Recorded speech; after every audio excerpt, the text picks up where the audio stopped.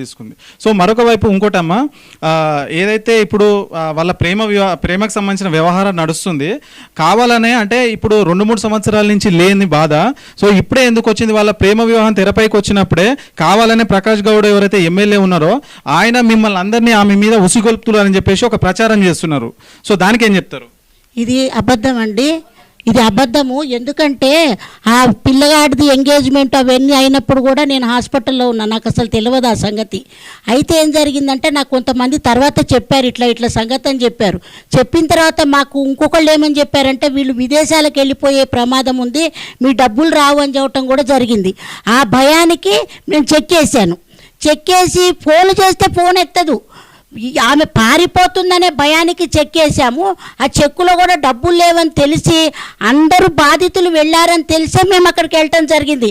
ఆమెను కొట్టడానికో ఆ అబ్బాయిని కొట్టడానికో మాకు ఎటువంటి సంబంధం లేదు. అబ్బాయిని కొడితే మాకేమొస్తుందండి?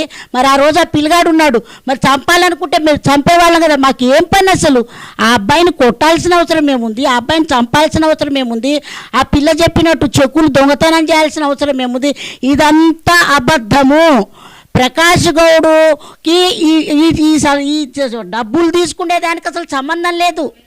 మేమిచ్చి 4 ఏళ్ళు అయింది, ఇవన్నీ జరిగే 2 నెలలు అయిందో 3 నెలలు అయిందో ఏడాది అయిందో మాకు తెలియదు.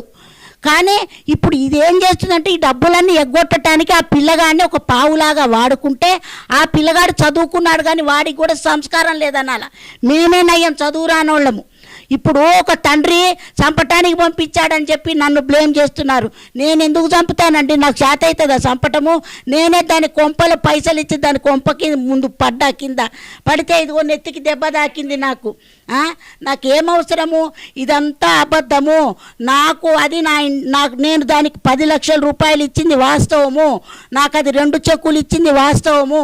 ఇవన్నీ నేను పోలీస్ స్టేషన్లో సబ్మిట్ చేయటం జరిగింది. దానింటో దొంగతనం చెక్కులు పోయినాయి అన్న రోజునేమో చెక్కులు ఇచ్చాను. అప్పటికే నేను 4 రోజులైంది బ్యాంకులో వేసి. వీళ్ళంతా మోసం మాటలు. ఈమె ఈ బిమ్మిరి కమ్మిరి చేయటం కోసము ఆ ప్రకాష్ గౌడ్ని అడ్డం పెట్టుకొని అలా కొడుకుతో గేమ్ ఆడించుకుంటూ ఇది తప్పించుకోవటానికి చేసే విధానమే తప్ప ఆ అబ్బాయి పెళ్లి చేసుకుంటే అందరు సంతోషపడతారేమో, మేము సంతోషపడతామేమో. మాకేం పని? వాళ్ళు డబ్బున్నోళ్ళు, మేము గరీబోళ్ళం, మాకేం పని? మా డబ్బులు మాకు ఇస్తే సరిపోతుందన్నామే కానీ వాళ్ళని చంపాల్సిన అవసరం లేదు, వాళ్ళని కొట్టాల్సిన అవసరం లేదు, మాకు ఏం లేదు. దయచేసి మీడియాలో చెప్పేవన్నీ ఆమె అబద్ధము.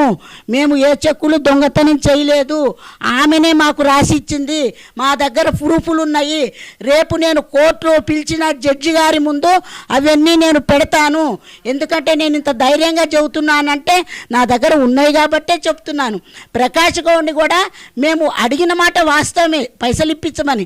ఆయన నాకు సంబంధం లేదు, నేను ఇన్వాల్వ్మెంట్ అవ్వనమ్మా, మీరు ఏమన్నా చేసుకోండి, నాకు తెలియదని చెప్పాడు ఆయన. అంతే తప్ప పాపం ఆయనకు కూడా ఏం లేదు.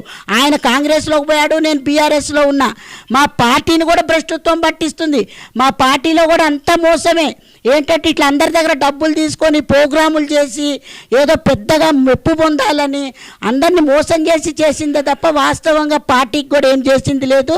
దయచేసి మా బీఆర్ఎస్ పార్టీని కూడా మీరు బ్లేమ్ చేయొద్దు.